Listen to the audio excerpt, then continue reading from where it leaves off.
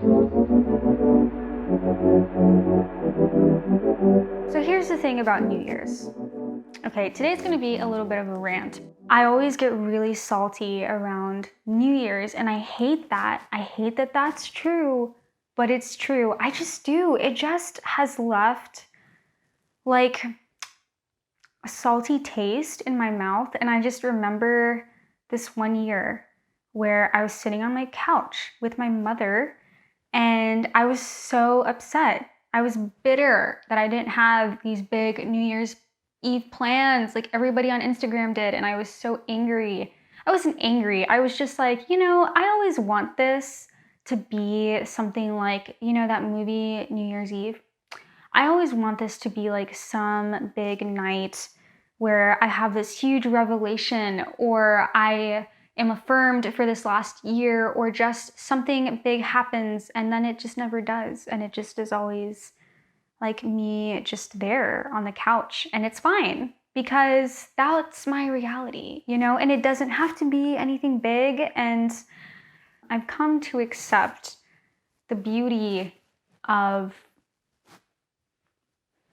allowing it to be what it is, just allowing it to be what it is, because that's really important. And this time next year, I'm not going to remember 2021 for my New Year's going into 2021, my New Year's Eve going into 2021. I'm going to remember it for everything that it was in its entirety, all of the little moments, all of the big moments, all of the things that I forget about, all of the things that brought me to where I am at that point in time. And that is going to be the case for me in a few days. That's going to be the case for me this time. And that is so important to acknowledge, because I'm tired of running away from my current reality. I'm tired of comparing my life to a life that I don't have, because that's not mine. And I desire my life, and God desires my life. God desires to enter into my life for what it is, not for what I want it to be, or for what I think it should be, or for what anybody else's is, or for what I think it needs to look like, or for what I don't have, or for what I do have.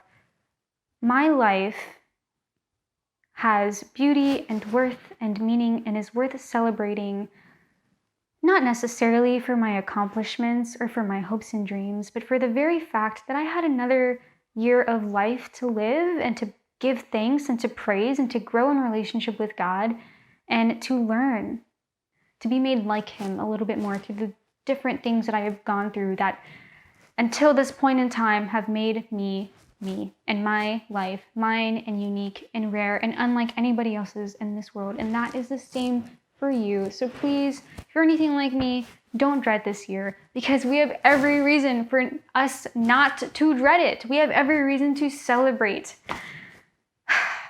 Even if it's small and on your couch watching a movie and not having fireworks. Each of our 11:59 to 12 a.m. moments is going to be big.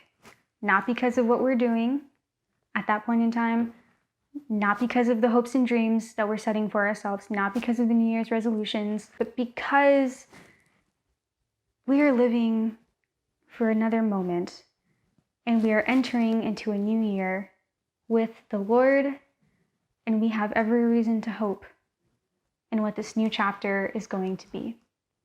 Anyway, I hope you guys had a great Christmas. I hope you have a wonderful and incredibly celebratory New Year's Eve and day. I hope you find every reason to dance and sing, regardless of who you're spending it with or where you are in life. I hope you find a reason to be happy about this last year, and a reason to be hopeful for this next one. And know of my prayers for you wherever you are. And if you see this, like right now, maybe pause the video. Like if you see this, say a prayer for me. And if you like this video, please give it a thumbs up, give it a like, subscribe. If you haven't already, leave a comment in the comments on what you're hoping for this new year, or just your New Year's resolutions. If you have any, I promise I don't bite. It'll be fine. And yeah, stay holy, my friends. We will talk very, very soon. Thank you for stopping by. It's always fun to see you. It's always a blast. Thanks. Okay, I'm gonna go now.